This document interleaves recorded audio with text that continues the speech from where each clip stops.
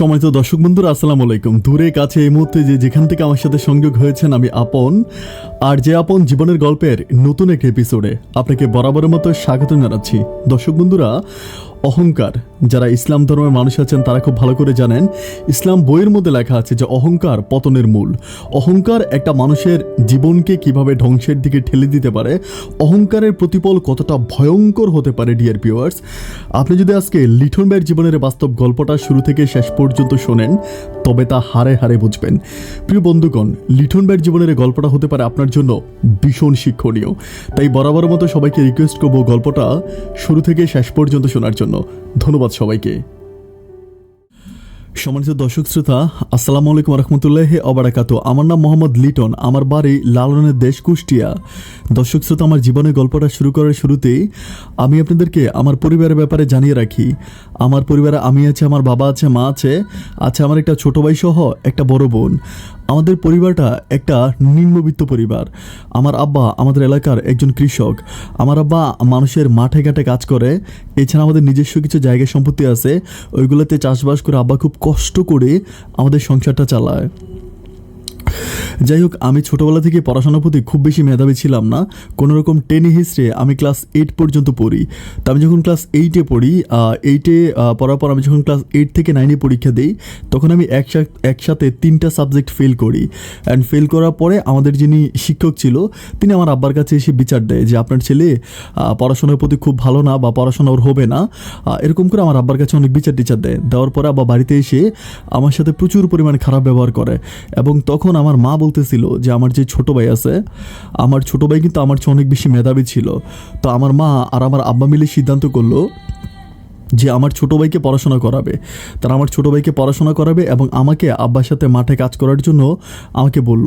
তখন আমার আব্বা আমাকে বলতেছে, তুই তো পড়াশোনা যাই করছিস, আর এখন তোর পড়াশোনার প্রতি কোনো মনোযোগ নেই, তোর স্কুল থেকে তোর নামে বিচার আসতেছে, তুই একটা কাজ কর, এখন থেকে তুই আমার সাথে মাঠে কাজ করতে শুরু কর। তো বাবা যখন এই কথাটা বললো, আমি চিন্তা করলাম যে আসলেই ঠিক। আর সবাই বলে যে আমার ছোটো ভাই নাকি অনেক বেশি মেধাবী, ওর পড়াশোনার প্রতি নাকি অনেক বেশি মনোযোগ আছে। তো আমি চিন্তা করলাম যে ঠিক আছে, আমি আমার আব্বার সাথে মাঠে ঘাটে কাজ করব এবং আমার ছোটো ভাই পড়াশোনা করবে। এরপরে আমি আর যথারীতি স্কুলে যাই না, আমার পড়াশোনা এখানে বন্ধ হয়ে যায়। তখন আমার ছোটো ভাইটা পড়াশোনা করে। আমি সহ আমাদের পরিবারের প্রত্যেকটা মানুষ আমার ছোটো ভাইয়ের প্রতি অনেক বেশি সদৈবান। আমার ছোটো ভাইকে কোনোভাবে আমার পরিবারের মানুষগুলো কোনো রকম অভাব দেয় না। ও যে সময় যেটা চায় আমাদের পরিবারের মানুষগুলো সেটাই দেয়। এভাবে যেতে যেতে একটা পর্যায়ে আমার বড় বোনের একটা বিয়ের ঘর আসে। ছেলে হচ্ছে বিদেশে থাকে। ওই বিয়ের ঘরটা যখন আসে, তখন আমি আর আব্বা মিলে আমরা খুব কষ্ট করে, আমাদের সংসারে প্রচুর পরিমাণ অভাব ছিল, এরপরেও অনেক কষ্ট করে আমরা আমার বড় বোনটাকে বিয়ে দিয়ে দিই। অ্যান্ড বড় বোনের বিয়ে হয়ে যাওয়ার পরে আমি, বাবা আর আমার ছোটো ভাই মিলে সংসারটা মোটামুটি ভালোই চলতেছিল। তো তখন শীতকাল, অ্যান্ড আমি তখন চিন্তা করলাম যে আমাদের এলাকায় শীতকালে অনেকগুলো সবজি হয়।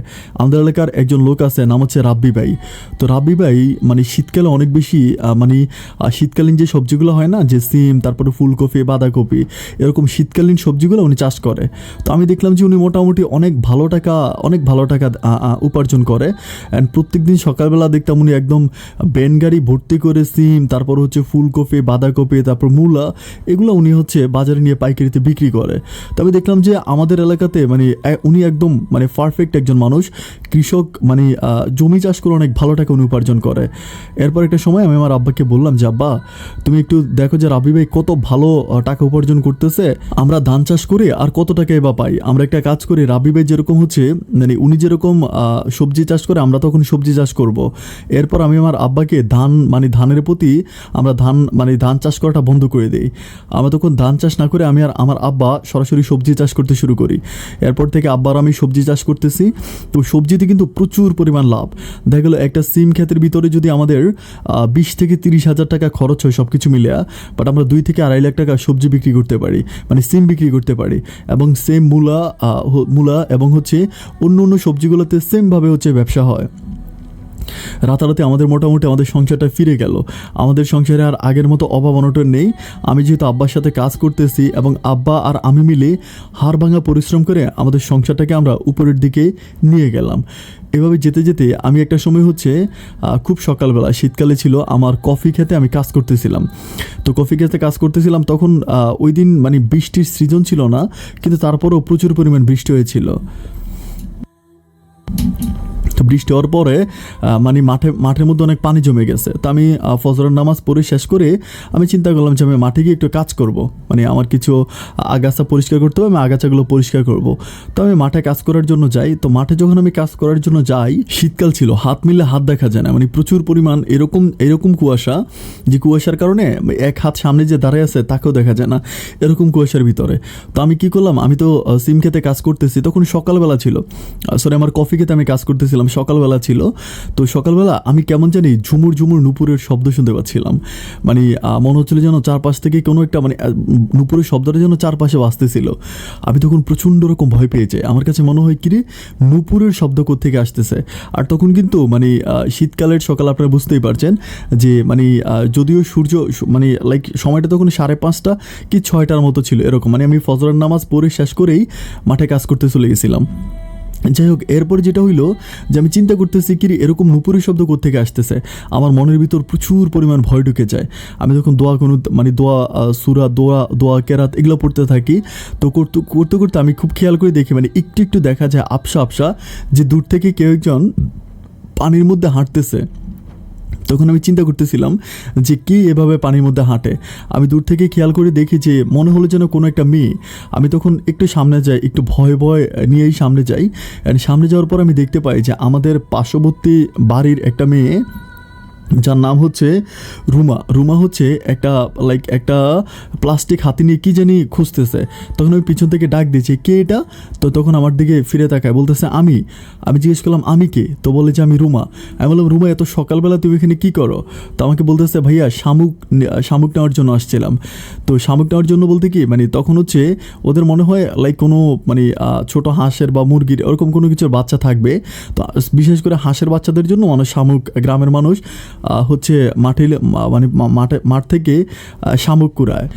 তো যথারীতি আমি তারা বললাম যে তুমি শামুক নিতে আসো, বাট আমি তো খুব ভয় পাইছি। তো আমাকে বলে ভাই কেন ভয় পাইছেন?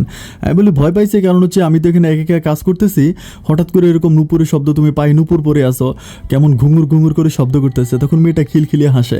একটা ব্যাপার আমি আসলে না বললেই নয়, সেটা হচ্ছে আমাদের গ্রামে যতগুলো মানুষ আছে তাদের মাঝে সবচেয়ে বেশি সুন্দর হচ্ছে রুমা অসম্ভব সুন্দর চেহারা একটা মেয়ে। এক কথায় বলতে গেলে যে আমাদের গ্রামের ভিতরে যদি মানে একদম শ্রেষ্ঠ সুন্দরী কোনো মেয়েকে খুঁজে বের করা হয়, তাহলে রুমাকে এক কথায় বলতে হবে যে রুমা অসাধারণ সুন্দর একটা মেয়ে। দেখতে না যেমন সুন্দর, আচার ব্যবহার কথাবার্তা সব কিছু মিলিয়ে মেয়েটা অসম্ভব ভালো। আর সবচেয়ে বড় কথা হচ্ছে মেয়েটা আমাদের এলাকার একটা মাদ্রাসায় পড়াশোনা করে। সে পড়াশোনা করে সে যথেষ্ট মেধাবী একজন ছাত্রী। যাই হোক, এভাবে যাওয়ার পর আমি তখন তারে বলতেছিলাম তার বাবা কিন্তু খুব বেশি বড়লোক মানুষ না, তার বাবা একজন সিএনজি ড্রাইভার, উনি সিএনজি চালায়, এই দিয়ে ওনাদের সংসারটা চলে। তো খুব ভালোই আমি তার সাথে কথাবার্তা বলি। তাই আমি বলি যে রুমা একটা কাজ করো, আসো, মানে আমাদের এখানে একটা ভিটার মতো আছে। আমি বললাম যে রুমা আসো, ভিটার মধ্যে বসে তোমার সাথে একটু কথা বলি। তো আমাকে বলতেছে না, কেউ দেখে ফেলবে। আমি বলি সকালবেলা দেখে কেউ আসবে না, বসো একটু কথা বলি। তো তার সাথে আমি বসে কথা বলতেছি। আমি তার পরিবারের ব্যাপারে জিজ্ঞেস করি যে তোমার আব্বা বা ওর একটা ছোটো ভাই আছে, কীভাবে সংসার চলে।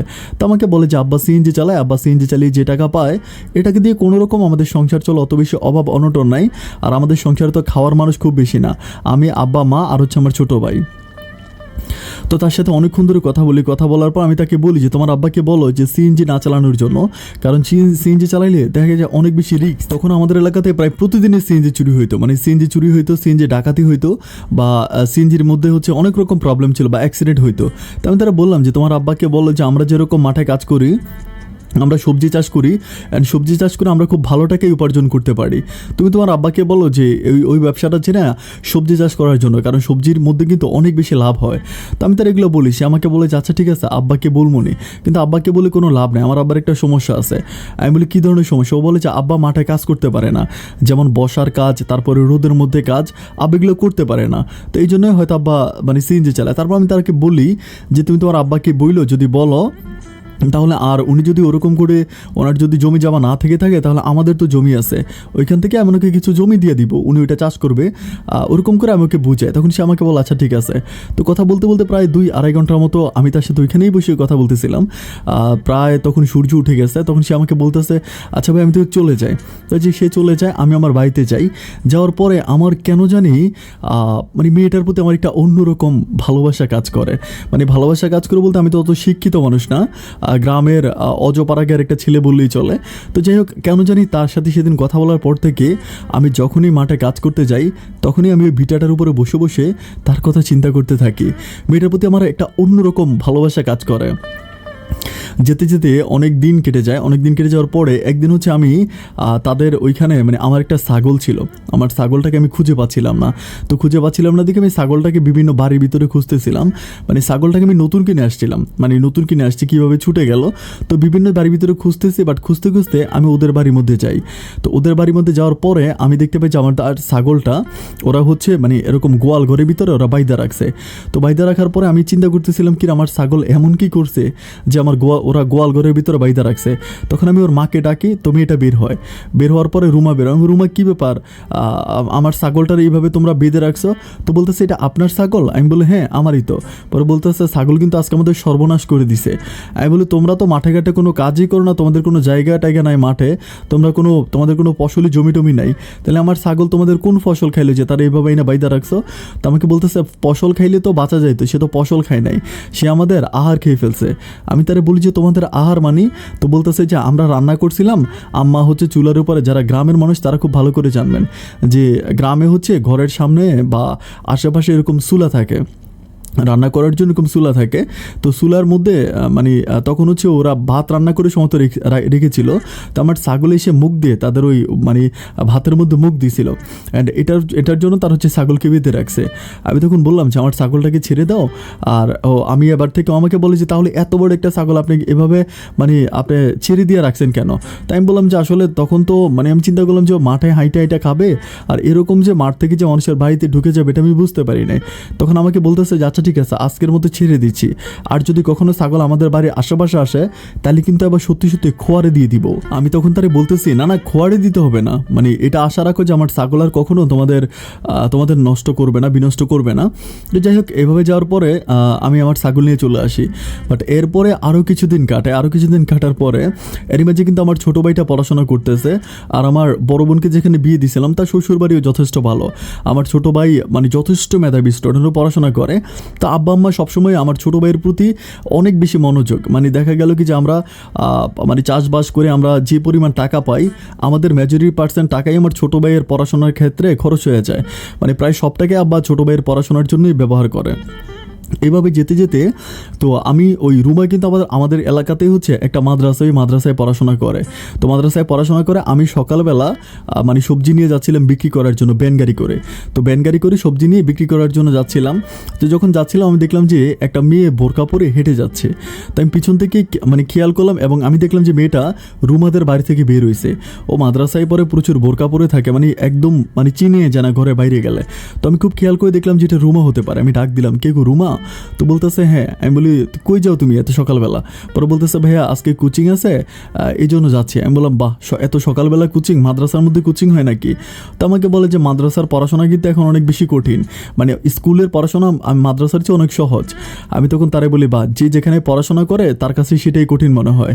তো আমি তারে বলি যে তুমি এভাবে হাইটা যাইতেছ, ওর পায়ে কিন্তু স্যান্ডেল ছিল। তাই আমি বললাম যে শীতকালে তুমি ক্যাশ পরতে পারো না, এভাবে ক্যাশ পরে যেতে পারো না।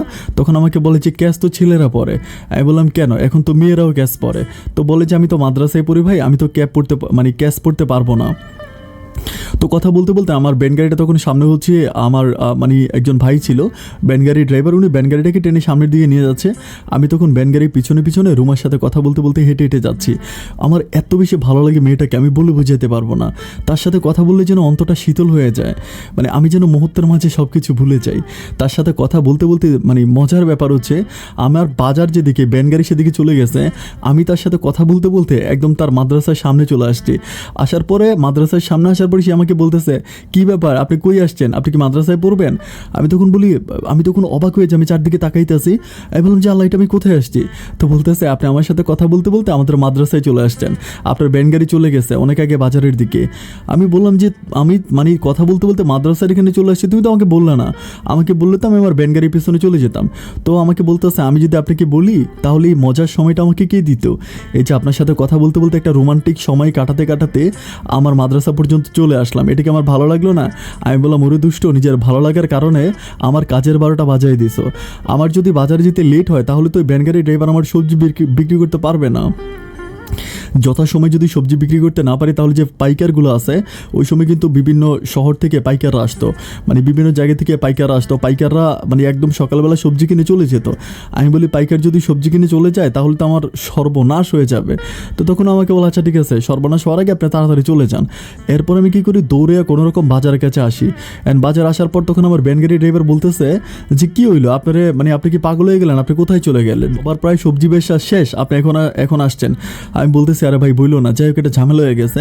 এরপর আমি সেদিন আর ভালো টাকায় আর সবজি বিক্রি করতে পারি না, আর এমনি তো সকালবেলা আসতে আমার অনেক লেট হয়ে গেছে, তারপর আবার মাদ্রাসার দিকে হাঁটতে হাঁটতে চলে গেছিলাম। তো যাই হোক এবার সবজি টবজি বিক্রি করে বাড়িতে আসি। বাড়িতে আসার পরে আলহামদুলিল্লাহ সব কিছু ভালোই চলতেছিল। তো এইভাবে যেতে যেতে আমার ভাইটা তখন ক্লাস 9-এ পড়ে, হ্যাঁ ক্লাস 9-এ পড়ে। তো ওর তখন হচ্ছে কোচিং, তারপরে পড়াশোনা, প্রাইভেট, এগুলোর জন্য অনেক বেশি টাকা লাগে, মানে অনেক বেশি টাকা লাগে। তো আমরা যেভাবে হচ্ছে ইয়েটা করি ওভাবে টাকা দিয়ে আসলে হয় না। তো আমার মা আমার ছোটো ভাইটাকে বলতেছে যে বাচ্চারা অনেক সন্তানেরা টিউশনি করে, তুই কিছু টিউশনি করে টাকা টুকা ইনকাম কর, টিউশনি করলে তো ভালো। তো আমি চিন্তা করতেছিলাম যে আমি তো বুঝি, আমি তো পড়াশোনা করছি কিছুটা। তাই আমি বললাম যে মা এখন ক্লাস 9-এ পড়ে, ক্লাস 9 থেকে ক্লাস 10-এ উঠবে।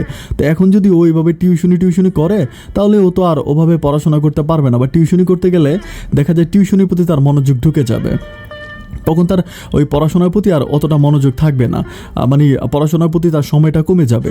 ও পড়াশোনা করুক, আমরা প্রয়োজনে একটু বাড়তি টাকা দিব। এরপরে আমার ছোটো ভাইটাকে পড়াশোনা করানোর জন্য আমি আমাদের যে কাজ ছিল, আমি আমাদের কাজের বাইরেও কাজ করতে শুরু করি। মানে আমাদের কাজের বাইরে কাজকে আমি বলে রাখি, সেটা হচ্ছে যখন আমাদের মাঠে কাজ থাকে না তখন আমি মানুষের মাঠে কাজ করি, এবং মানুষের মাঠে কাজ করে মানুষের ধান কেটে দিয়ে মানুষের ফসলি জমি খনন করে দেই, এবং হচ্ছে মানুষের সবজি বাগানে কাজ করি। আমি তখন প্রচুর পরিমাণ পরিশ্রম করতে থাকি, এত পরিমাণ পরিশ্রম করি, সকাল বিকাল মিলে আমি প্রচুর পরিশ্রম করি। কারণ আমি জানি যে আমার আব্বার পক্ষে আর এভাবে সংসারটা টেনে নেওয়া সম্ভব না। আমি যদি পরিশ্রম না করি তাহলে আমার ছোটো ভাইয়ের পড়াশোনাটা বন্ধ হয়ে যাবে। এরপর থেকে আমি কন্টিনিউ কাজ করতে থাকি। তো কাজ করতে করতে আবার মনের মাঝে কিন্তু সেই সময় পর্যন্ত রুমা কিন্তু রয়ে গেছে। আমি সারাক্ষণ রুমাকে নিয়ে চিন্তাও করি, কাজের ফাঁকে ফাঁকে রুমাদের বাড়ির দিকে যাই, রুমার সাথে দেখা হয়, রুমার সাথে কথাবার্তা বলা হয়। সব কিছু মিলিয়ে আমার জীবনটা অনেক বেশি ভালো হয়ে যাচ্ছে, খুব বেশি খারাপ সেটা বলা যাবে না, অনেক বেশি ভালোই কাটতেছে। এভাবে যেতে যেতে দিনের পর দিন, রাতের পর রাত কাটতেছে। তো আমি চিন্তা করতেছিলাম, তখন আমি আরও প্রায় 1-2 বছরের মতো কেটে যায় এভাবে আমি কাজ করে। তখন ছোটো ভাইটি এসএসসি পরীক্ষা দিয়ে দেয়, অ্যান্ড ছোটো ভাইটি এসএসসিতে অনেক ভালো রেজাল্ট করে। তো রেজাল্ট করার পর ও কলেজে ভর্তি হয়। তো কলেজে ভর্তি হওয়ার পর আমার পরিবার থেকে আমার আব্বা আম্মা বলতেছিল যে তোর তো অনেক বয়স হয়ে গেছে, এখন তুই বিয়ে শাদী করার জন্য চেষ্টা কর, বিয়ের করার জন্য আমাকে প্রেশার দেয়। তো সেই সময় যখন আব্বা আম্মা আমাকে বিয়ের জন্য প্রেশার দেয়, আমি কিন্তু মন থেকে রুমাকে অনেক বেশি পছন্দ করি, আমি কি করি, রুমার সাথে কথাবার্তা বলি এখনও, প্রেম ভালোবাসার কথাবার্তা না। আমি একটা ব্যাপার বলে রাখি, সেটা হচ্ছে আমাদের এলাকাতে হচ্ছে, আপনারা যারা গ্রামের মানুষ তারা চিনবেন, হালখাতা হয়। হালখাতা এরকম ধরেন একটা গ্রাম থেকে, একটা গ্রামের যে দোকান থাকে, ওই দোকান থেকে ধরেন আপনি পুরো মাস ভাগে, পুরো বৎসর বাকি খেয়েছেন। তো বছর শেষে নভেম্বর বা ডিসেম্বরের দিকে ওইখানে হচ্ছে হালখাতা করা হয়। যখন হালখাতা করা হবে তখন আপনাকে হচ্ছে একটা কার্ড দেওয়া হবে, হালখাতার কার্ড। তো আপনার ওইটার ভিতরে লেখা থাকবে যে আপনি পুরো বছরে কত টাকা বাকি খেয়েছেন।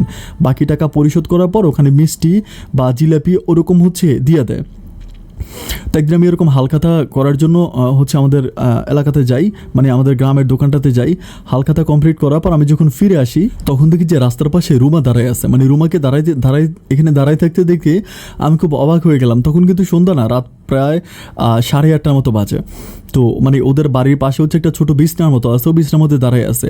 আমি আসার পরে এদিক দিয়ে আসার পর আমি দেখলাম যে ওরে দেখে আমি বললাম কী ব্যাপার রুমা, তুমি এই রাতের বেলা এখানে দাঁড়ায় আসো? তো বলতেছে আমার ছোটো ভাইটা গিয়েছিল ও হালখাতা করার জন্য, তো ও তো এখন আসতেছে না, ও তো ভয় পাবে, এই জন্য আমি এখানে দাঁড়ায় আছি। আমি বলতেছি তোমার এখানে দাঁড়ায় থাকার দরকার নেই, আমি তোমার ছোটো ভাইকে নিয়ে চলে আসবো। তো আমাকে বলে যে না আমি এখানে দাঁড়াই, আমার ছোটো ভাই আসলে ওর নিয়ে আমি বাড়ি যাবো। তাই আমি বলতেছিলাম যে তুমি এখানে যুবতী একটা মেয়ে এভাবে একা একা দাঁড়াই থাকবা, এটা কেমন দেখায়, আমি তোমার সাথে দাঁড়াই কিছুক্ষণ? তো আমাকে বলতেছে হ্যাঁ তাহলে দাঁড়ান, সমস্যা কি? তো আমি ওর সাথে ওর পাশে দাঁড়ায় থাকি। আমি ওকে প্রশ্ন করি যে রুমা, যদি তোমাকে একটা ছোট্ট প্রশ্ন করি, মানে তুমি কি রাগ করবা? আমাকে বলে না, রাগ করবো কেন, কী প্রশ্ন আপনি করেন।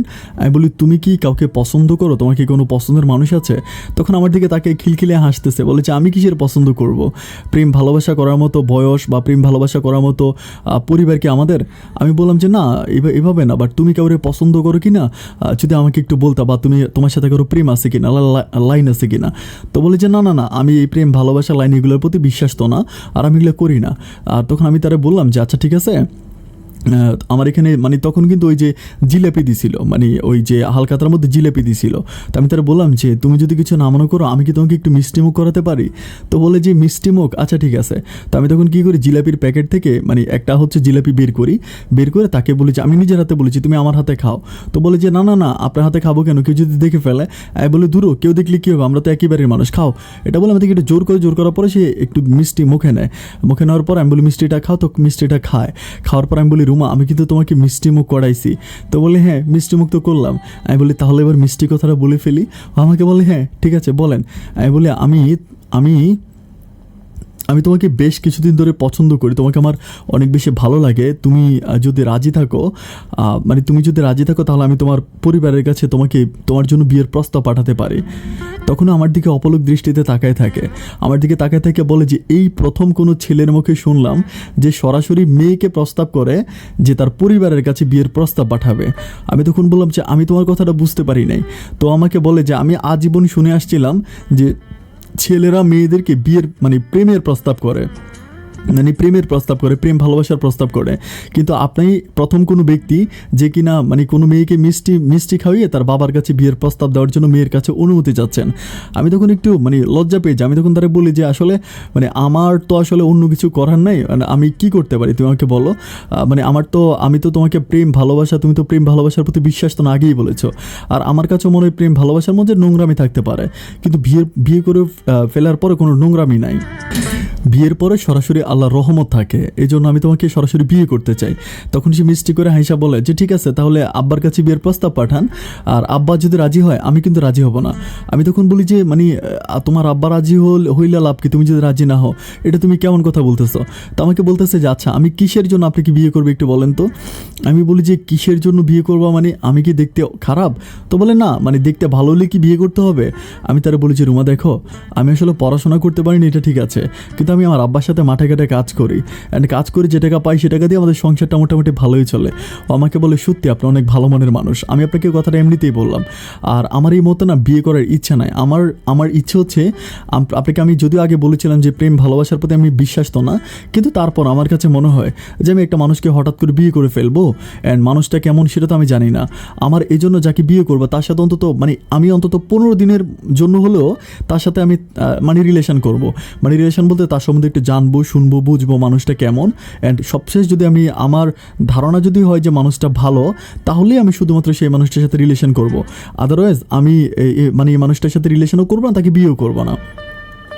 আমি তখন তারে বলি যে ঠিক আছে, তুমি 15 দিন আমার সাথে প্রেম করো বা ভালোবাসো, অ্যান্ড 15 দিন পরে যদি তোমার কাছে মনে হয় যে আমি ভালো ছেলে, তাহলে তুমি আমাকে বিয়ে করো।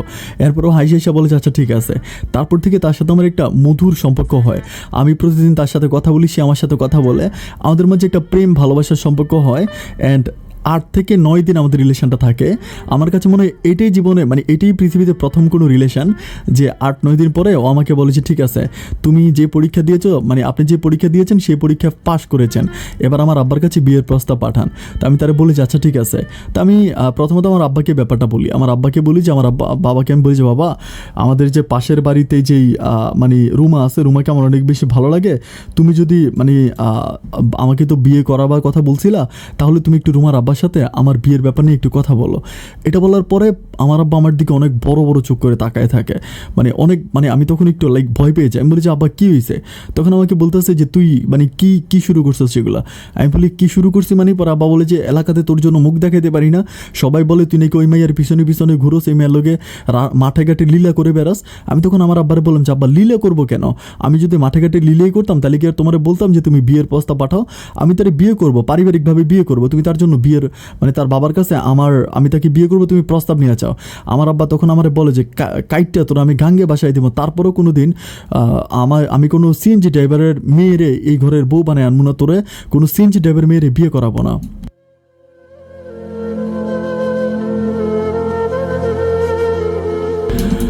আমি তখন আমার আব্বারে বলতেছিলাম যে আব্বা এটা তুমি কি কথা বলতেছো, আমি তারে পছন্দ করি, আমি তারে ভালোবাসি, তাহলে আমি তারে বিয়ে করব না? তখন আমার আব্বা বলতেছে পছন্দ করো, ভালোবাসো, সবই ঠিক আছে, কিন্তু ওদের ওদের কি আছে? আমি তখন বললাম যে আব্বা ওদের কি আছে, মানে ওদের তো মানে মোটামুটি সব কিছুই আছে। তখন আমার আব্বা বলতেছে যে আমি তোর আরও ভালো করে বিয়ে করাইতে পারবো, আরও ভালো জায়গায় তোর বিয়ে করাইতে পারবো। আমি তখন আমার আব্বারে বলতেছি যে আব্বা আমি ওরে পছন্দ করি, আমি ওরই বিয়ে করবো, আমি ভালো জায়গায় কেন বিয়ে করব? এভাবে তর্কাতর্কির পর্যায়ে একটা পর্যায়ে আমার আব্বা বলতেছে আমি যেটা বুঝি তুই কিন্তু সেটা বুঝোস না, বেশি তর্ক করিস না, আমি যেটা বলছি সেটাই হবে, আমি তোকে ওকে বিয়ে করাবো না, আমি তোর জন্য অন্য জায়গায় মেয়ে দেখছি। আমি তখন আমার আব্বারে বলতেছি আব্বা তুমি অন্য জায়গায় মেয়ে দেখছো আর যাই দেখছো, আমার মানে আমি ওকেই বিয়ে করবো, আমি অন্য কাউকে বিয়ে করবো না। এটা নিয়ে আব্বার সাথে আমার তর্কাতর্কি হয়। ঠিক তারই 2 থেকে 3 দিন পরে হঠাৎ করে আমার ছোটো ভাইয়ের একটা প্রবলেম দেখা দেয়। মানে ছোটো ভাইয়ের প্রবলেম দেখা দেয় বলতে আমি বলি, আমার ছোটো ভাই হচ্ছে আমাদের যেই কলেজে পড়তো সেই কলেজের একটা প্রিন্সিপালের মেয়ের সাথে আমার ছোটো ভাই রিলেশন হয়।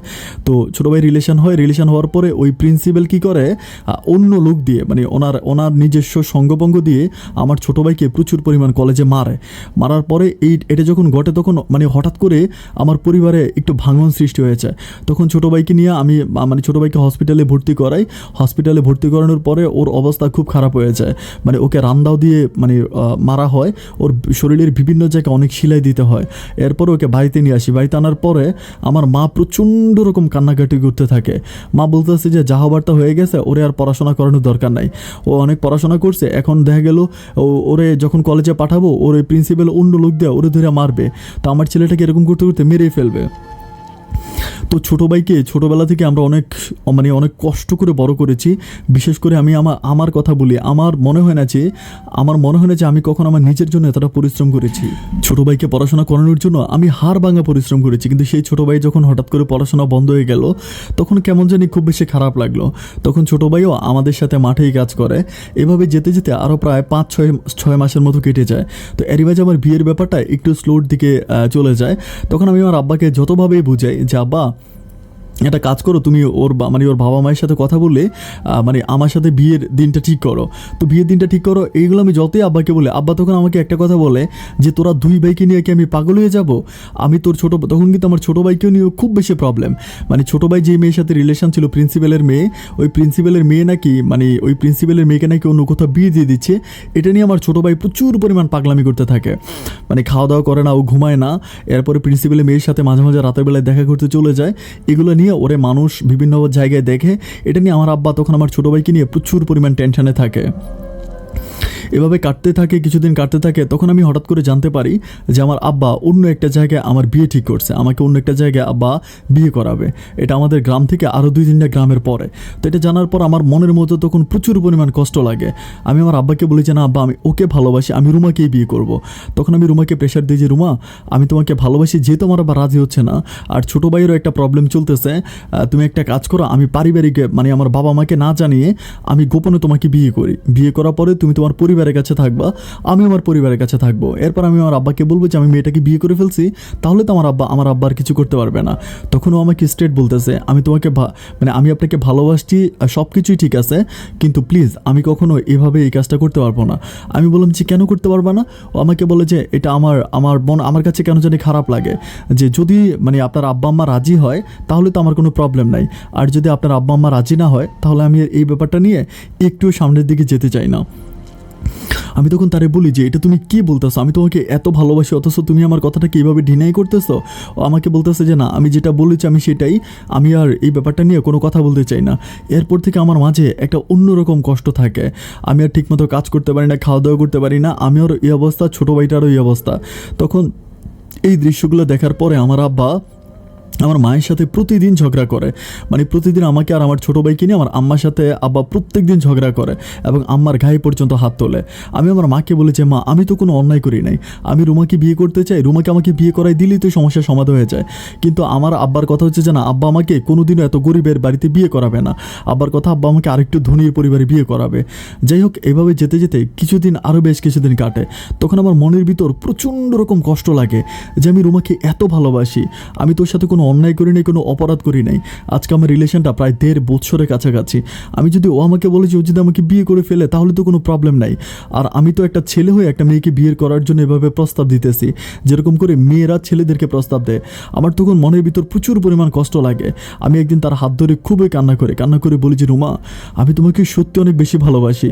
আর আমার আব্বা আমার অন্য জায়গায় বিয়ে ঠিক করে ফেলছে, আব্বা আমাকে ওইখানে বিয়ে করায় ফেলবে। তোমার দুইটা পায়ে ধরে প্লিজ তুমি আমাকে নিরাশ করো না, চলো না আমরা বিয়ে করে ফেলি। ও আমাকে তখন স্ট্রেট বলে দেয় যে আপনার সাথে যা কয়েকদিন রিলেশন করছিলাম, আমি ওই রিলেশন করা অবস্থা আপনাকে চিনতে পারি না, আমি ভুল করছি। এখন আমি আমার ভুলটা বুঝতে পারছি। আমি আপনার মতো ছেলের সাথে রিলেশন রাখতে চাই না, যে ছেলে কিনা তার পরিবারের বাইরে একটা মেয়েকে এভাবে গোপনে বিয়ে করে ফেলতে চায়। আমি তখন হাসতে হাসতে বলেছি এটাই আমার ভালোবাসার প্রতিদান। আমি প্রচুর কান্না করি, বাট সে একটাবার আমার দিকে তাকায় না, সে নীরবে অন্যদিকে তাকিয়ে এখান থেকে চলে যায়। আমার মনের ভিতর তখন প্রচণ্ড রকম কষ্ট লাগে যে মানুষটাকে আমি এত ভালোবেসেছিলাম, যাকে ছাড়া আমি একটা মুহূর্ত কোনো কিছু চিন্তা করতে পারতাম না। মাঠে ঘাটে যাকে নিয়ে আমি ঘুরে বেড়াতাম, আমার সেই ভালোবাসার মানুষটা মুহূর্তের মধ্যে এমনভাবে বদলে গেল। আমি তখন প্রচুর পরিমাণ কান্নায় ভেঙে পড়ি। তাকে যতই বোঝায়, আরও প্রায় 1 সপ্তাহ মতো আমি তাকে কন্টিনিউ বুঝাইতে থাকি, কিন্তু কোনো কাজ হয় না। তার কথাই একটা, পরিবার যদি রাজি না হয় তাহলে সে আমাকে বিয়ে করতে পারবে না। আমি তখন বলি যে আচ্ছা ঠিক আছে, আমার পরিবার যেহেতু রাজি হচ্ছে না, তুমি যেহেতু আমাকে বিয়ে করবে না, ঠিক আছে তুমি একদিন দেখে নিও, ইনশাল্লাহ আল্লাহ তোমার চেয়ে অনেক ভালো মেয়ে আমার জন্য এনে দিবে। তখন সে আমাকে বলেছে আলহামদুলিল্লাহ, আমিও দোয়া করি আল্লাহ আমার চেয়ে অনেক ভালো মেয়ে আপনাকে এনে দেখ। তখন আমার এত খারাপ লাগে, আমি তখন একটা জিনিস চিন্তা করতে থাকি যে এত ভালোবাসার পরও যে মানুষটাকে আমি পেলাম না, যে আমার সাথে পালায়ে যাওয়ার জন্য রাজি হয় না। আর আমি তো তাকে নিয়ে পালায়ে যাওয়ার কথা বলি নাই, আমি শুধুমাত্র বলেছি আমাকে বিয়ে করো, বিয়ে করার পর তুমি তোমার পরিবারে থাকবা আর আমি আমার পরিবারে থাকবো। এত কিছু করার পর যখন মানুষটা রাজি হলো না, তখন আমার মনের ভিতর তার জন্য একটা ঘৃণা জন্মায় একটা রাগ। আমি এরপর চিন্তা করতে থাকি যে আমার আব্বা যেখানে আমার জন্য বিয়ে ঠিক করছে, আমি সেখানে বিয়ে করে ফেলবো। এরপর দিন আমি আমার আব্বাকে বলেছি আব্বা, তুমি যেখানে আমার জন্য মেয়ে ঠিক করছো ওইখানে দেখো মেয়ের পরিবার কি, আমি মেয়ে দেখতে যাব। তখন এটা বলার পর আমার আব্বা প্রচুর পরিমাণ খুশি হয়।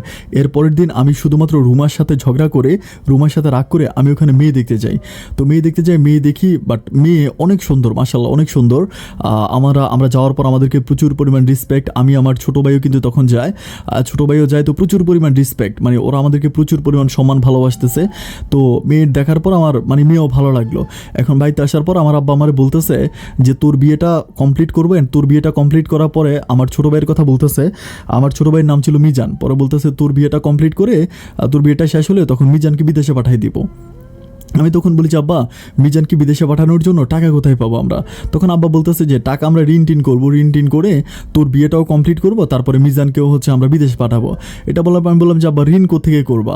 আমার আব্বা বলে যে আমরা ব্যাংক থেকে টাকা উঠাবো, নাইলে আমাদের এখানে সমিতি আছে গ্রামীণ ব্যাংক, আমার বলে যে গ্রামীণ ব্যাংক থেকে টাকা উঠাবো। তো কীভাবে জানি আব্বা আম্মা টাকা পয়সা ম্যানেজ করে আমার বিয়ের দিন সব কিছু ঠিক করে ফেলে। আমার তখন এত বেশি কষ্ট হয়, আমি তখন মাঝে মাঝে রুমাদের বাড়ির সামনে গিয়ে দাঁড়ায় থাকি। আমার মনের ভিতর একটাই কষ্ট যে রুমাকে আমি এত ভালোবাসার পরেও কেন পেলাম না। আমার তো কোনো দোষ ছিল না কোনো অন্যায়। সবশেষ মনটাকে এটাই বুঝাই, সব ভালোবাসা তো আর ঘর বাঁধে না, সব ভালোবাসার পরিণতি শেষ পর্যন্ত ভালো থাকে না। ভালোবাসায় যদি ঘর বাঁধতো তাহলে সাহিত্য আর উপন্যাস এই পৃথিবীতে নাই থাকতো। আমি আমার মনটাকে বুঝাইনি, যা আছে কপালে তাই হবে। একটা পর্যায়ে আমি আর তার আশা করি না। দেখতে দেখতে আমার বিয়ের দিন ফিক্সড হয়ে যায় এবং পারিবারিকভাবে আমার আব্বা অনেক ধুমধাম করে আমাকে আমার গ্রাম থেকে আরও 2-3টা গ্রামের পরে একটা গ্রামে আমাকে বিয়ে করায়। আমাকে বিয়ে করানোর পরে তখন আমার বিয়ের প্রায় 1 মাস হয়ে যায়। 1 মাস পরে আমার আব্বা কীভাবে যেন আমার ছোটো ভাইকে বিদেশে পাঠানোর জন্য আব্বা একদম মরিয়া হয়ে ওঠে। আব্বা টাকা পয়সা ম্যানেজ করে কীভাবে আব্বা চারদিক থেকে মানুষের কাছ থেকে ঋণ করে খুব কষ্ট করে টাকা পয়সা ম্যানেজ করে, এবং টাকা পয়সা ম্যানেজ করার পরে আমার আব্বা আমার ছোটো ভাইকে মালয়েশিয়া পাঠিয়ে দেয়। আমার আব্বা আমার ছোটো ভাই তখন মালয়েশিয়া চলে যায়। মালয়েশিয়া গিয়ে ছোটো ভাই প্রচুর পরিমাণ কান্নাকাটি করে, মানে বাসায় ফোন করে, আব্বা আম্মার কাছে ফোন করে খুব কান্নাকাটি করে। কারণ ওকে যে কাজের জন্য নেওয়া হয়েছিল ওকে কিন্তু সেই কাজ দেওয়া হয় নাই। ওকে বলেছিল যে একটা মোবাইল দোকানের চাকরি, বাট ও এখন বলতেছে যে ওকে বিল্ডিং কনস্ট্রাকশনে কাজ করায়। ও বাড়িতে ফোন করে প্রচুর পরিমাণ কান্নাকাটি করে, আব্বা আমার সাথে কান্নাকাটি করে, আমার সাথে কান্নাকাটি করে, এবং বলে যে সে আর থাকবে না। সে বলে যে আমি আর থাকবো না, আমি বাংলাদেশে চলে যাব। এটা নিয়ে সে প্রচুর পরিমাণ ওইখানে মন খারাপ করে কান্নাকাটি কান্নাকাটি করে। তো আমাদের এলাকার অন্য অন্য ছেলেও আছে মালয়েশিয়াতে, তারা সবাই আমার ছোটো ভাইরে বুঝায় যে তুই এত লাখ টাকা খরচ করে আসছিস, তুই একটা গরিবের ছেলে, এখন দেশে গিয়ে কী করবে। আমার ভাইকে যতই বুঝায়, বাট আমার ভাইয়ের কথা হচ্ছে যে না, ও আর থাকবে না, ও দেশে চলে যাবে। তখন আমিও খুব কান্নাকাটি করি যে বুঝে ভাই রে, বাবা যেভাবে টাকা আমি আসলে এক্স্যাক্টলি এখনও জানি না যে বাবা এতগুলো টাকা কোথায় পাইছে, বাট আমি অনেক জায়গাতেই শুনছিলাম যে আমার আব্বা সুদের উপরে টাকা উঠাইছে। আমি তখন তারে বলি যে বাবা সুদের উপরে টাকা উঠে তোরা টাকা দিছে, তুই যদি এখন বাড়িতে চলে আসিস তাহলে তো আমাদের আমাদের ঘর বাড়ি বিক্রি করা ছাড়া আমাদের আর কোনো উপায় থাকবে না। তোকে বোঝানোর পরে আলহামদুলিল্লাহ ও তখন তারপর থেকে ও থাকতে শুরু করে। অ্যান্ড যেতে যেতে আরও প্রায় 1-1.5 মাসের মতো কেটে যায়। 1-1.5 মাস পরে মোটামুটি ও এখানে স্থায়ী হয়ে যায়। এরপরে আর ওর কোনো প্রবলেম হয় না, ও মোটামুটি বাড়িতে টাকা পয়সাও পাঠায়, ও ঠিক মতো থাকতেছে, সব কিছু আল্লাহর রহমতে ঠিক হয়ে যায়। এরপর থেকে আমার ভিতরে কিন্তু সেই কষ্টটা এখনও আছে যে আমি রুমাকে এত ভালোবাসার পরেও রুমাকে আমি পেলাম না। আমার তখন রুমার ভিতরে প্রচুর পরিমাণ রাগ হয়। রুমার ভিতরে রাগটা প্রকাশ করার জন্য আমি রুমাকে আমার কথা হচ্ছে যে আমি যে রুমার চেয়েও ভালো মেয়ে বিয়ে করছি, আমি রুমাকে এটা চোখে আঙ্গুল দিয়ে দেখাই দিব। এবং সত্যিকার অর্থে কিন্তু রুমার চেয়েও আমি যাকে বিয়ে করছি তার নাম হচ্ছে রেখা কিন্তু রুমার চেয়েও আরও মাশাআল্লাহ অনেক বেশি সুন্দর। তখন কী করি, আমি আমার বউ রেখাকে নিয়ে আমি মাঝে মধ্যে হচ্ছে রুমাদের বাড়ির আশেপাশে যাই। অকারণে হয় না যে বউ নিয়ে মশাল দিয়ে ঘুরে বেড়াই, আমি ওকে নিয়ে রুমাদের বাড়ির সামনে যাই। অ্যান্ড সবসময় আমার বউকে নিয়ে আমি এরকম রুমাদের বাড়ির সামনে গিয়ে হাঁটাহাঁটি করি। আমার বউ আমাকে মাঝের মধ্যে জিজ্ঞেস করে, আচ্ছা একটা ব্যাপার আমি বুঝি না, যে গ্রামে এত জায়গা থাকতে তুমি সবসময় এইখানে আমাকে কেন নিয়ে আসো। আমি তাকে বলি যে এই জায়গাগুলো আমার খুব পছন্দের। তো আমি যখন আমার বউ নিয়ে এভাবে হেঁটে যাই, বাট প্রত্যেক দিন এভাবে যাই ওদের বাড়ির আশেপাশে, আমি জাস্ট রুমাকে হিট দেওয়ার জন্য, রুমাকে জেলার্স করার জন্য আমি এই কাজগুলো করি। যাই হোক, এভাবে কিছুদিন যাওয়ার পরে একদিন হচ্ছে রুমা এরকম রাস্তার পাশে দাঁড়ায় থাকে। যখন রুমা রাস্তার পাশে দাঁড়ায় থাকে তখন আমি কী করি, রুমাকে দেখে একটু জিদ করে আমি আমার বউর হাত ধরি, একটু গ্রাম ছিল, আমি আমার বউকে এমনি আমার শরীরের সাথে একটু ফিক্সড করার পরে আমার রুমা তখন ওই পাশে দাঁড়ায় বলতেছে, হায়রে আল্লাহ আর কত কিছু দেখাবে, এই রাস্তার মধ্যে কত লীলা দেখতেছি, একটা কাজ করেন ভাই, রাস্তার মধ্যে বাসরঘর করে ফেলেন। তখন আমি বলতেছি, কেন তোমার কি মনে হয় আমরা এখনো বাসর করি নাই? আমরা বাসর করে সংসার করতেছি, আমরা অনেক ভালো আছি। তখন রুমা বলতেছে, আমি তো আল্লাহর কাছে দোয়া করছিলাম আপনি ভালো থাকেন, আপনি ভালো থাকেন, এই জন্যই তো আমার দোয়াই তো আপনি ভালো আছেন। আমি বলি যে শকুনের দোয়ায় গরু মরে না, তুমি যেই দোয়া করছিলে আল্লাহ ওই দোয়া কবুল করে নাই। এটা বলে তার সাথে সে রাস্তার ওই পাশে পুকুরের ওই পাশে দাঁড়িয়ে থাকি, ওই পাশে দাঁড়িয়ে থাকি, তার সাথে আমার অনেকক্ষণ ধরে টকজক হওয়ার পরে আমরা কী করি, আরেকটু সামনের দিকে ঘোরাফেরা করার পরে বাড়িতে আসি। বাড়িতে আসার পর আমার বউ আমাকে বলতেছে, আচ্ছা একটা ব্যাপার আমি বুঝতেছি না যে তুমি মেয়েটার সাথে কেন তুমি এরকম করে কথা বললা। আমি বললাম যে হ্যাঁ, মেয়েটা ভালো না, এটা বাজে একটা মেয়ে, খুবই খারাপ একটা মেয়ে, এই মেয়েটা এরকম করে আমি আমার ওই ইয়েকে খুব ভালোভাবে বুঝি, আমার বউকে ভালোভাবে বুঝাই। তো যেতে যেতে আমার বউ কিন্তু কিছু মনে করে না। এরপর আমি মাঝে মাঝে আমি সময় পাইলে আমার বউকে নিয়ে যখনই ঘর থেকে বের হই, আমি রুমাদের বাড়ির আশেপাশে যাই। তখনও কিন্তু রুমার বিয়ে হয় নাই। দেখতে দেখতে প্রায় আমার বিয়ে 1.5 বছর কেটে যায়। অ্যান্ড 1.5 বছর আমার আব্বা আমার ছোটো ভাই কন্টিনিউ বিদেশ থেকে টাকা পাঠাচ্ছে, আমাদের সংসারটা দিব্যি অনেক ভালো চলতেছে। আমাদের এলাকাতে যত বাড়ি মানুষ আছে তাদের মাঝে আমাদের সংসারটাই সবচেয়ে ভালো চলে। আমাদের টাকা পয়সা কোনো কিছুর অভাব নাই। ছোটো ভাই প্রতি মাসে 30,000-35,000 টাকা করে পরিবারের জন্য পাঠায়, এই টাকা দিয়ে আমাদের সংসারটা ভালোই চলে। তখন আমি হালকা কিছু মাঠে কাজ করি, আর আমার আব্বা কিন্তু তখন আর কোনো কাজ করে না। এভাবে যেতে যেতে 1.5 বছর পরে আমার যে শ্বশুর শাশুড়ি আছে তারা বিভিন্নভাবে প্রেশার দিতে থাকে যে মেয়ের ঘরে সন্তান কেন হয় না, তো সন্তান হচ্ছে না কেন, আমরা সন্তান নিয়ে খুবই টেনশনে পড়ে যাই, সন্তান হয় না। তো আমি ওকে নিয়ে বিভিন্ন রকমের ডাক্তারের কাছে যাই, কুষ্টিয়াতে অনেক বড় বড় ডাক্তার, এরপরে পাবনাতে যাই, বিভিন্ন জায়গায় ডাক্তার দেখাই। তো যত জায়গায় ডাক্তার দেখাই সবশেষ হচ্ছে আমি এভাবে প্রায় 1-1.5 মাসের মতো ঘুরেফেরা করি, সন্তান হচ্ছে না। অ্যান্ড 1-1.5 মাস পরে আমি কী করি, ওকে নিয়ে একটা ইয়েতে যাই, একটা হচ্ছে ঢাকায় একটা বড় ডাক্তারের কাছে যাই। বড় ডাক্তারের কাছে যাওয়ার পরে ডাক্তার সব কিছু চেক আপ করে, সব কিছু টেস্ট করে। ডাক্তার সব কিছু টেস্ট করার পরে আমাদেরকে বলতেছে যে আমাকে বলতেছে যে খুব দুঃখ করে ডাক্তার আমাকে বলতেছে যে আসলে আপনি মন খারাপ করবেন না, আমরা আপনার জন্য মেডিসিন দিয়ে দিছি, আপনার জন্য ওষুধ দিছি, আপনি এই ওষুধগুলো যদি খাওয়া দাওয়া করেন ঠিকমতো তাহলে একটা সময় হয়তো আপনার বাচ্চা হতে পারে। কিন্তু আমাদের ডাক্তারি সায়েন্স অনুযায়ী আমরা বলতে পারি যে আপনার ভিতরে যে পরিমাণ শুক্রাণু বা বীর্য আছে এটার ইয়েতে পরিপ্রেক্ষিতে আপনার ওইটা থেকে সন্তান হবে না, আমার বীর্যতে সমস্যা আছে, আমার সন্তান হবে না। এটা বলার পর আমি খুবই কষ্ট পাই, মানে একরকম মানে বুঝতে পারতেছিলাম না যে কী করব। আমি ওকে নিয়ে বাড়িতে আসি, বাড়িতে আসার পর আমার বউয়ের মন তখন প্রচুর পরিমাণ খারাপ হয়ে যায়। রেখা তখন আর আমার সাথে ঠিকমতো কথা বলে না। ও আমাকে বলে যে মানে কীভাবে এটা কী হইলো, যে তোমার সন্তান হবে না, আমি তোমার সংসারটা কীভাবে করবো, সারা জীবন আমি কীভাবে থাকবো। আমি তারে বলি যে আরে তুমি মন খারাপ কেন করতেছো, সন্তান হবে না, মানে ডাক্তারের কথাই কি, ডাক্তার কি কোনো পিসাব না উকিল, যে মানে পিসাব নাকি আল্লাহ, যে ডাক্তার যেটা বলবে সেটাই হবে, আর ডাক্তার চাইলে হতেও পারে। তখন এটা নিয়ে আমাদের সংসারের মধ্যে একটু প্রবলেম দেখা দেয়। বলতে আমার বাচ্চা হচ্ছে না, এটা নিয়ে মানে আমার সাথেও খুব রাগারাগি করে, রেখা খুবই রাগারাগি করে, মানে খুবই রাগারাগি করে। অ্যান্ড এই ব্যাপারটা আমার পরিবারের কানে মানে চলে যায়। মানে আমার আব্বা আম্মু আমার জন্য বিভিন্ন রকমের তাবিজ, তোমার এটা সেটা পানি পড়া খাওয়াচ্ছে। যেতে যেতে আরও প্রায় 6 থেকে 7 মাসের মতো কেটে যায়, বাট আমার কোনো সন্তান হয় না। অ্যান্ড সন্তান না হওয়ার পরে একদিন একটা ব্যাপার নিয়ে আমার বউয়ের সাথে আমার একটু ঝগড়া হয়, মানে ঝগড়া হয়, একটু অন্যরকম ঝগড়া হয়, একটু বেশি ঝগড়া হয়। ঝগড়া হওয়ার পরে সেদিন সে আমাকে বলতেছে যে সন্তান হবে কেমন করে, বিয়ের আগে যত আকাম কুকাম করে আসছো, এত আকাম কুকাম করে আসার পর কি আর সন্তান হয়। আমি তখন তারে বলতেছি বিয়ের আগে আমি আকাম কুকাম করছি, মানে তখন সে আমারে বলতেছে আকাম করো নাই, পাশের মানে তুমি যে আমাকে মশাল দিয়ে ঘুরে বেড়াও, আমি কিন্তু সব কিছুই জানতে পারছি। তখন আমি বলি যে তুমি কি জানতে পারছো। আমাকে বলে যে গ্রামের প্রত্যেকটা মানুষের মুখে মুখে আমি শুনতে পারছি যে তুমি আমাকে বিয়ে করার আগে ওই বাড়ির রুমার সাথে তোমার হোস্টি নষ্টি ছিল। আমি তখন কিছুই বুঝতে পারতেছি না। আমি বলি যে তুমি এটা কীভাবে বুঝলা। ও আমাকে বলে যে বুঝবো কি, মানে মানুষ বলার কি আছে, তুমি তো নিজে তোমার অহংকার করতে গিয়ে তুমি দেখাই দিলা। আমি বুঝি না যে প্রত্যেক দিন তুমি কেন এই মেয়েটার সামনে গিয়ে, মানে এই মেয়েটার সামনে আমাকে নিয়ে মশাল দিয়ে ঘুরে বেড়াও। অবশ্যই সেখানে কোনো না কোনো কারণ আছে। আমি তোমাকে সন্দেহ করেছি এবং মানুষের সাথে কথা বলেছি এবং সবশেষ জানতে পারছি যে এই মেয়ের সাথে তোমার অবৈধ সম্পর্ক ছিল। আমি তখন তারা বলতেছি দেখো এই মেয়ের সাথে আমার কোনো অবৈধ সম্পর্ক ছিল না, আমি ওকে ভালোবাসতাম, ও আমাকে ভালোবাসতো, কিন্তু পরিবার মেনে নিচ্ছ না বলে আমাদের বিয়ে হয় নাই। তখন ও আমাকে বলে যে আজকাল প্রেম ভালোবাসা কি, এটা আমি ভালোভাবেই বুঝি, আজকাল খাটে শোয়া ছাড়া কোনো প্রেম হয় না, কোনো ভালোবাসা হয় না। তখন আমি প্রচুর পরিমাণ রেগে যাই। রেগে গিয়ে আমার বউকে আমি বলি যে রেখা শোনো, তুমি আমাকে যত যাই বলো না কেন, তবে প্লিজ কখনো আমার চরিত্রের মধ্যে মানে কলঙ্ক মাইকে দিবা না। আমি গরিব হতে পারি, আমি অশিক্ষিত হতে পারি, কিন্তু কখনো আমার চরিত্র এতটা খারাপ না যে আমি বিয়ের আগে একটা মেয়ের সাথে আমি শুভ বা একটা মেয়ের সাথে আমি হোস্টি নষ্টি করবো। তাহলে আমাকে বলে যে তাহলে ডাক্তার যে বললো তোমার বীর্যতে সমস্যা আছে, অ্যান্ড তুমি যদি পিওর হইতা, তুমি যদি খাঁটি হইতা, তাহলে তোমার এই সমস্যা দেখা দিত না। তোমার অন্য মেয়ের সাথে তুমি আগে হোস্টি নষ্টি করছো, খারাপ কাজ করছো, এজন্যই তোমার এই সমস্যাটা হয়েছে। কই ডাক্তার তো আমারও সব কিছু টেস্ট করছে, ডাক্তার তো আমার কোনো কিছু ধরতে পারে নাই। আমি যদি তোমার মতো বেয়াদব হইতাম তাহলে কিন্তু ডাক্তার আমারও সব কিছু ধরতে পারতো। তুমি বেয়াদবি করছো, তোমার পাপের ফল এখন আমি ভোগ করতেছি। এটা বলার পর আমি আমার মনের ভিতরে প্রচুর পরিমাণ কষ্ট লাগে। আর এই কথাগুলো পাশের বাড়ি থেকে আশেপাশে গ্রামের বাড়িতে একটা ব্যাপার কি, যে একটা বাড়িতে যখন ঝগড়া লাগে তখন আশেপাশের সমস্ত ঘরবাড়ি মানুষগুলো চলে আসে এবং তারা ঘরের কোনায় কোনায় দাঁড়িয়ে থেকে মানুষের ঝগড়া শোনে। এটা শোনার পর আমার তখন প্রচুর পরিমাণ খারাপ লাগে। আমি ওকে থাপ্পড় মারি, মানে কষুদিটা থাপ্পড় মেরে বলি যে আর কোনোদিন আমার চরিত্র নিয়ে কথা বলবা না। এটা বলার পর আমি বাজারে চলে যাই। বাজার থেকে আসার পর আমার সংসার জীবনে একটা মহা ঝামেলা হয়ে যায়, মানে ঝামেলা হয়ে যাবে। ও আমার সাথে প্রচুর পরিমাণ খারাপ ব্যবহার করে, কথায় কথা আমার গায়ে হাত তোলে বলতে ও আমার এটা সেটা আমার সামনে মানে ছিটকে মারে, মানে খাওয়া দাওয়া করে না, ও পাগলামি করে, প্রচুর পরিমাণ পাগলামি করতে থাকে।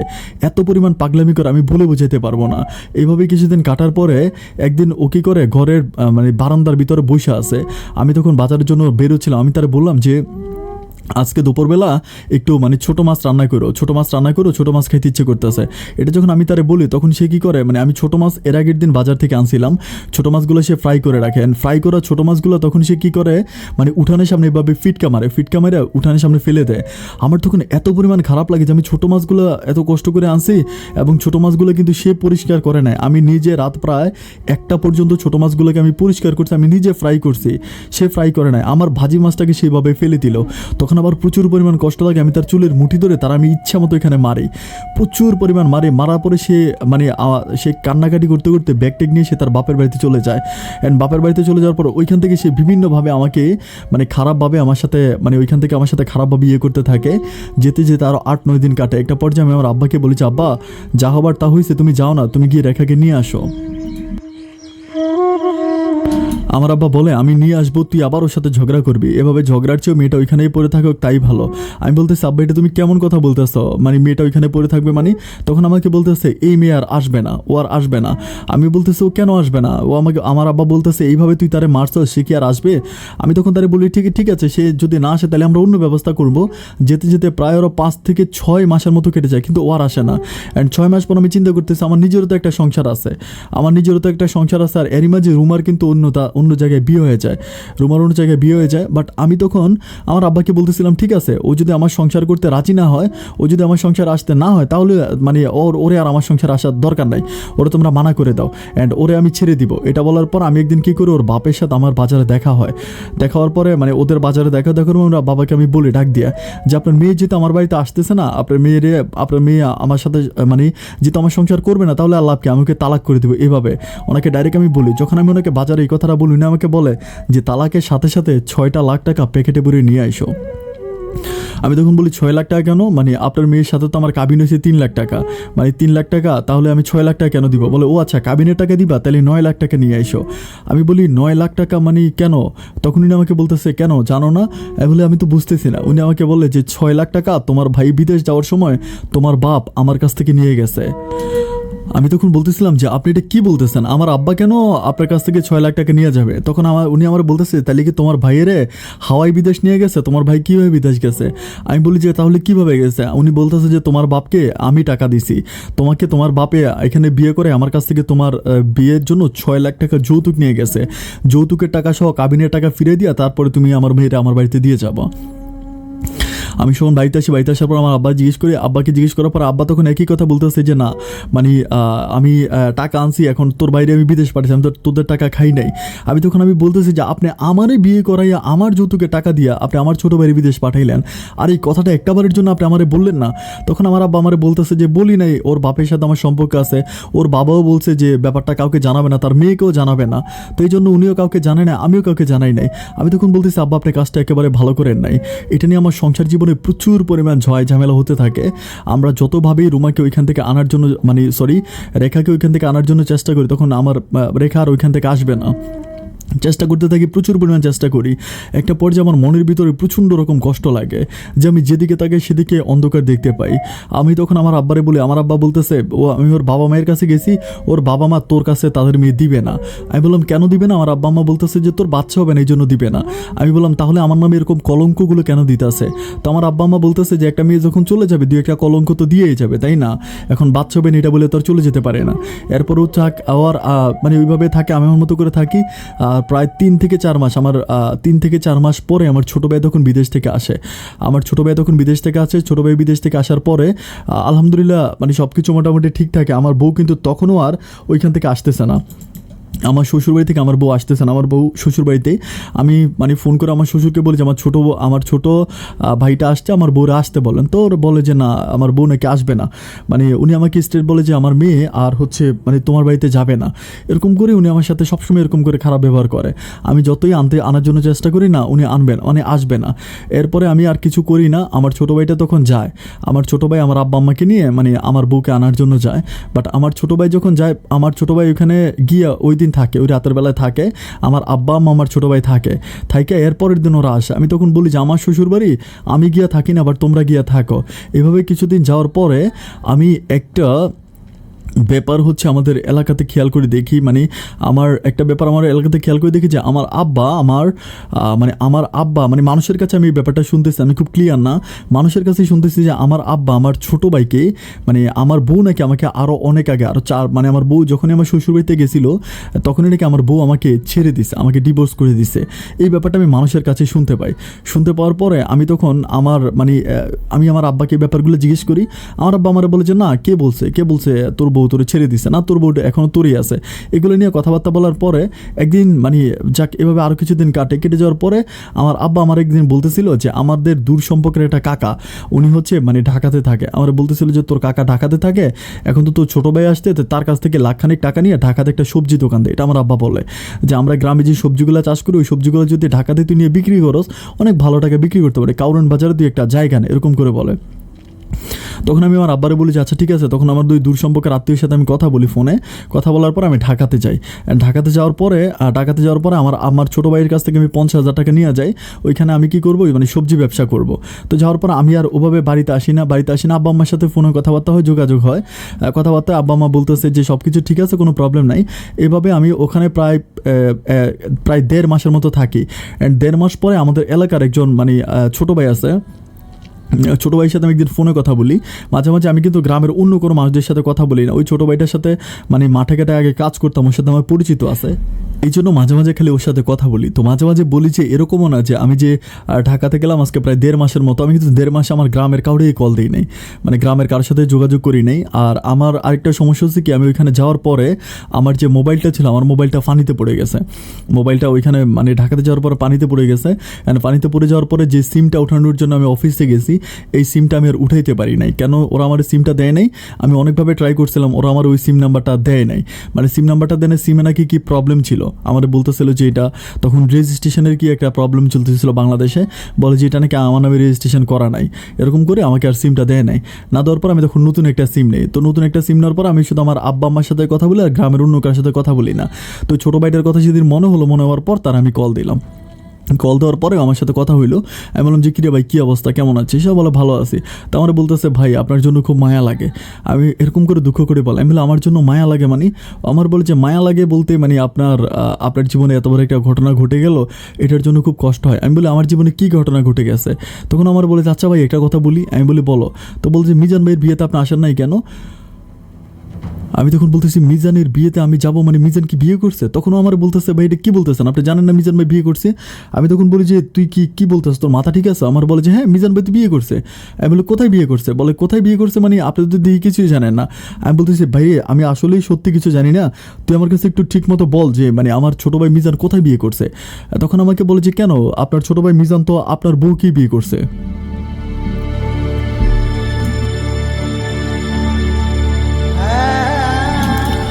আমি তখন বলতেছিলাম যে আমার বউ কি বিয়ে করছে মানে? বলে ভাবিরই তো বিয়ে করলো, কি আপনি কিছুই জানেন না?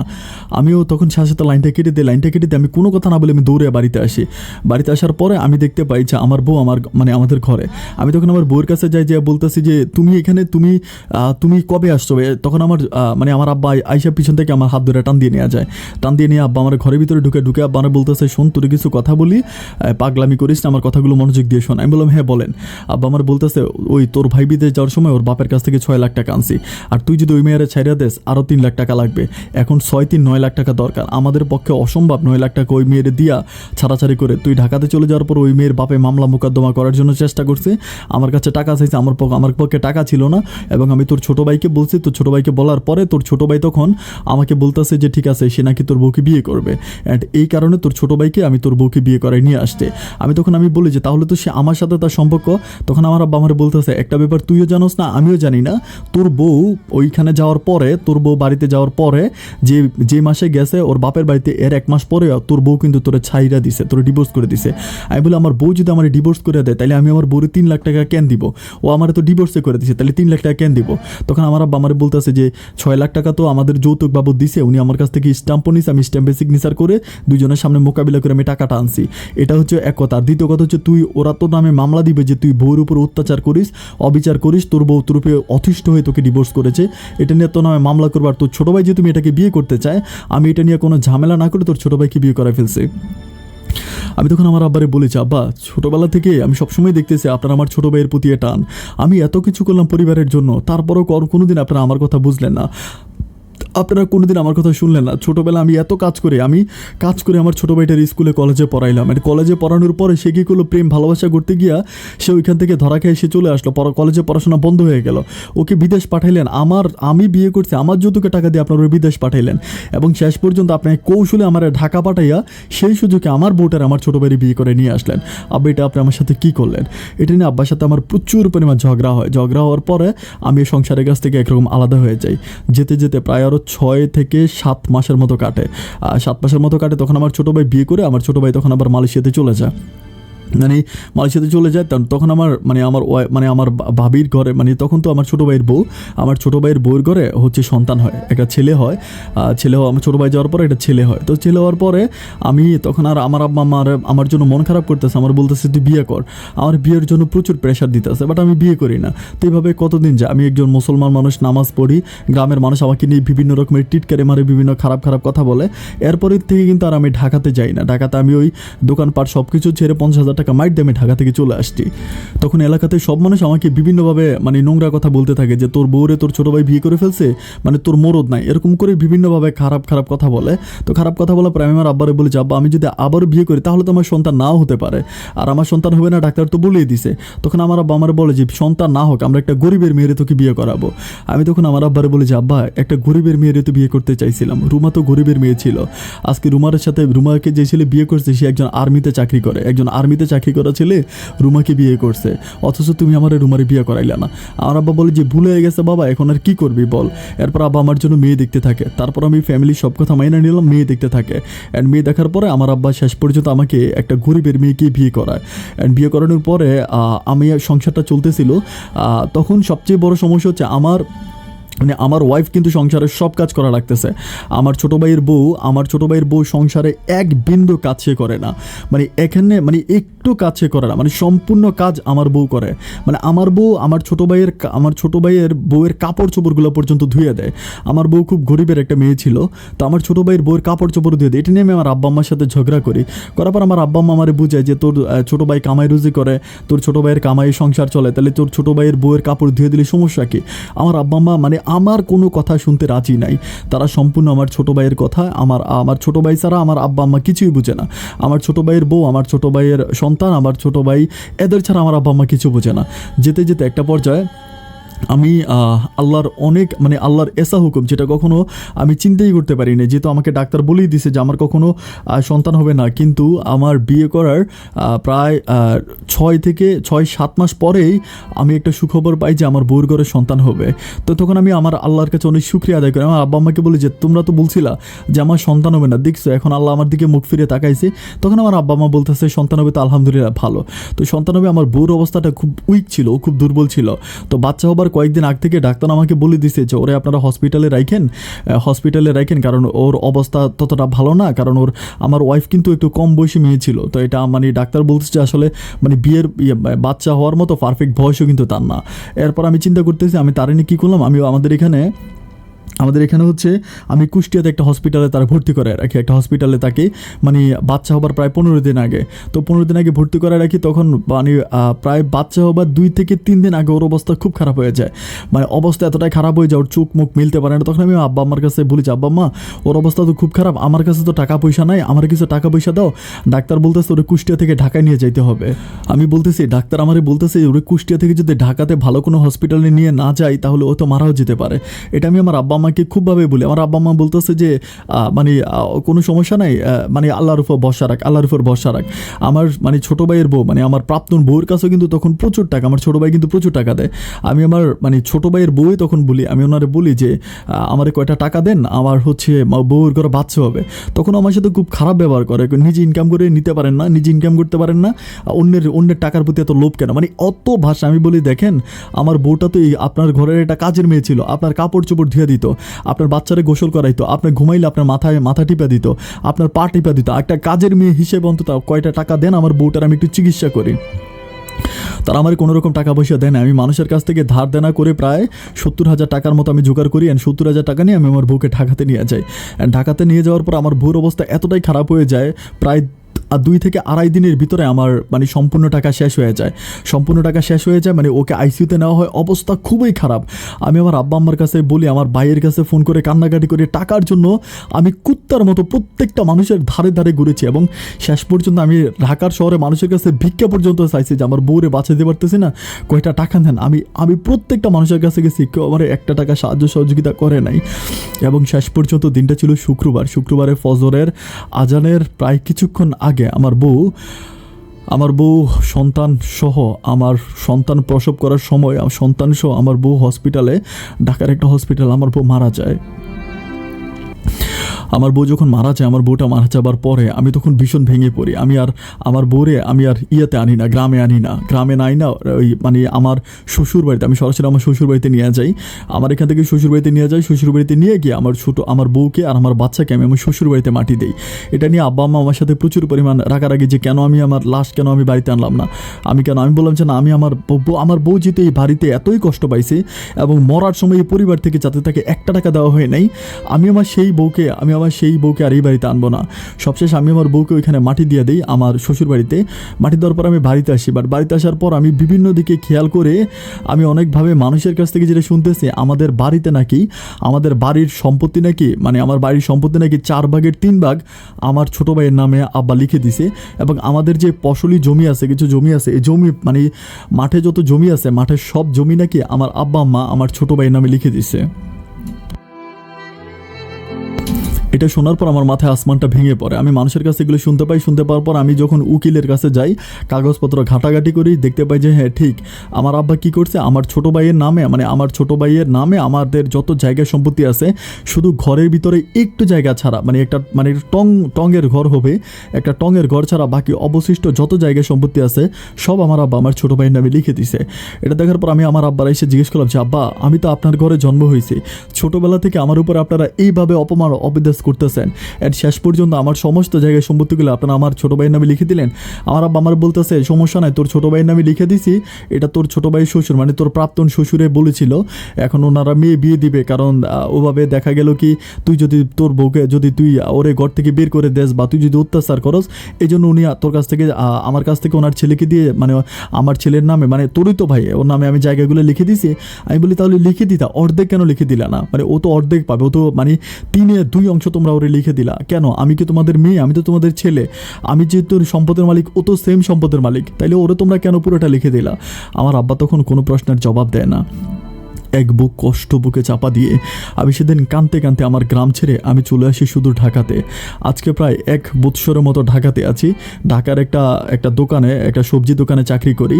আপন ভাই, রাতের বেলায় ঘরে খেলে আপনার ভিডিওগুলো দেখি, আপনার জীবনের গল্পগুলো শুনি, খুবই ভালো লাগে। আপন ভাই, আমি গরিব মানুষ, আমি জানি না আমার জীবনের গল্পটা আপনার প্রচার করবেন কিনা, যদি পারেন আমার গল্পটা প্রচার করবেন। খুব কষ্ট করে কথাগুলো লিখেছি ভাই, সম্পূর্ণ কথাগুলো লিখতে আমার প্রায় 5 থেকে 6 দিন সময় লেগেছে। আমার 5-6 দিনের খুবই আমি পরিশ্রম করেছি। আমার পরিশ্রমের ফলটা আমি তখনই পাবো যখন আমি শুনবো যে আপনি আমার জীবনের গল্পটা প্রচার করেছেন। আপন ভাই অনেক ভালো থাকবেন, আপনার জন্য আমার শুভকামনা।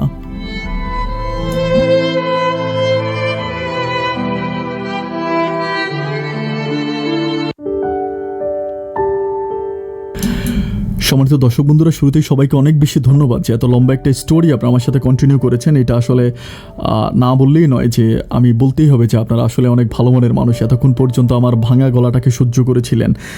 দর্শক শ্রোতা, আমি গল্পটা শুরু করার শুরুতেই বলেছিলাম যে অহংকার পতনের মূল, যেটা ইসলামিক রীতিনীতি সব প্রত্যেকটা ধর্মে আমি বিশেষ করে আছে যে অহংকার কোনো সময় করতে নয়, অহংকারই পতনের মূল, অহিংসা পরম ধর্ম, এটাই হচ্ছে মেন কথা। কিন্তু তারপরে দেখেন মানে যেটা লিটন ভাই যেটা করলো, লিটন ভাইয়ের কিন্তু সব কিছুই ঠিক ছিল, মানে কোনো প্রবলেম কিন্তু লিটন ভাইয়ের ছিল না।